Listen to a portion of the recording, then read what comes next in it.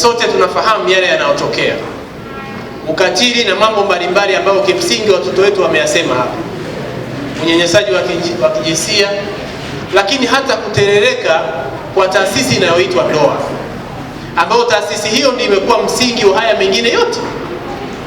Taasisi ya ndoa isipokuwa imara, mengine yote yaliyosemwa hapa ni rahisi na kutokea.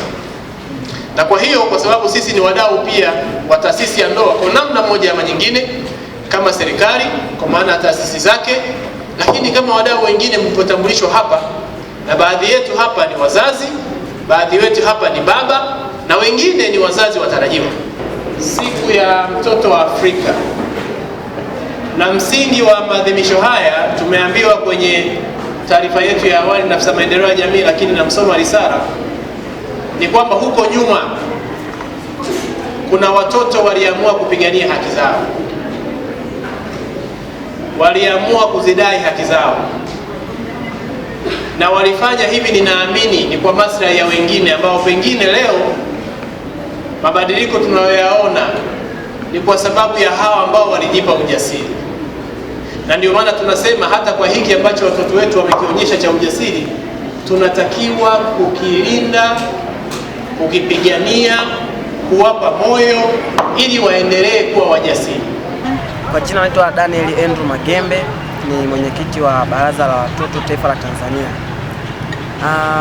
Katika siku ya leo ya tarehe 16 Juni 2026, hii ni siku ya kuadhimisha maadhimisho ya siku ya mtoto wa Afrika, ambapo chimbuko lake la siku hii ni kutokana na mauaji makubwa ya watoto yaliyofanyika kule nchini Afrika ya Kusini, katika sehemu iliyokuwa inaitwa Soweto.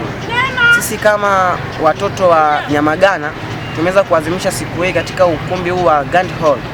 Siku ya leo ilikuwa ni nzuri sana kwa sababu watoto tumeweza kufanya midahalo, tumeweza kupata uelewa mkubwa kuhusu mambo mbalimbali ambayo sisi kama watoto tunayapitia, ambayo ni changamoto kwetu kwa makuzi yetu. Na tumeweza kugundua kabisa kwamba chanzo cha ukatili au namna yote ambayo sisi tunaathirika nayo, chanzo kikubwa ni familia. Pale ambapo msingi wa familia kwetu au malezi tunayopata kutoka kwenye familia ndiyo yanayotufanya sisi tunakuwa tunaathirika kwa namna moja ama nyingine. Kwa kulitambua hilo, watoto wameuliza maswali mengi kwa serikali kuhusu namna ya usafiri, namna ya familia, kuhusu afya ya akili kwa watoto, namna gani watoto watalindwa kutokana na migogoro ya familia, na namna gani watoto wataweza kuwa salama katika sehemu popote watakapokuwa. Baada ya kuuliza maswali hayo, watoto wameweza kupewa majibu hayo kwa mamlaka husika iliyoulizwa kwa wadau au kwa serikali, na majibu yamewaridhisha watoto kwa sababu wameweza kutoka na mwanga mpya na kujua namna gani ambavyo wanaweza kuishi na kujisimamia wenyewe, tofauti na kuwa wanaathiriwa na ukatili. Sambamba na hayo, katika siku hii ya leo tumeweza kumsikiliza mgeni rasmi. Mgeni rasmi ameweza kutoa hotuba nzuri kabisa, ambapo amewaasa wazazi na walezi kwamba wanatakiwa kuwa ni msingi imara katika kuhakikisha kwamba mtoto anapata malezi yake imara, akisisitiza kuwa migogoro ya wazazi sio inafanyika mbele ya watoto. Wazazi wakishakuwa tuna migogoro tayari kwenye familia, hawatawekeza akili zao kwenye moja kwa moja kwenda kuwalea watoto, badala yake wanaingia kwenye mgogoro na uhasama. Hasa swala hili linapelekea saikolojia ya mtoto kuathirika. Maybe tuseme mtoto huyo ni mwanafunzi, inasababisha hata taaluma yake kwenye masomo kwanza inashuka.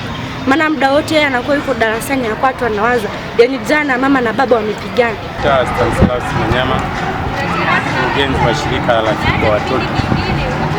Leo tulikuwa tuna siku ya mtoto wa Afrika ambayo inaadhimishwa kila mwaka tarehe 16 ya mwezi wa 6 kila mwaka. Tulikuwa hapa kwa sababu ya kuongea kuhusu haki za watoto, malezi bora, pia kumuonyesha mtoto kwamba anaweza aanze nafasi ya uongozi sasa atakapokuwa wamezoea. Tumekuwa na changamoto moja Afrika, watoto wetu wengi ni waoga, hawezi kujisimamia, hawezi kuwa majasiri, ni kwa sababu tu hawakupewa fursa.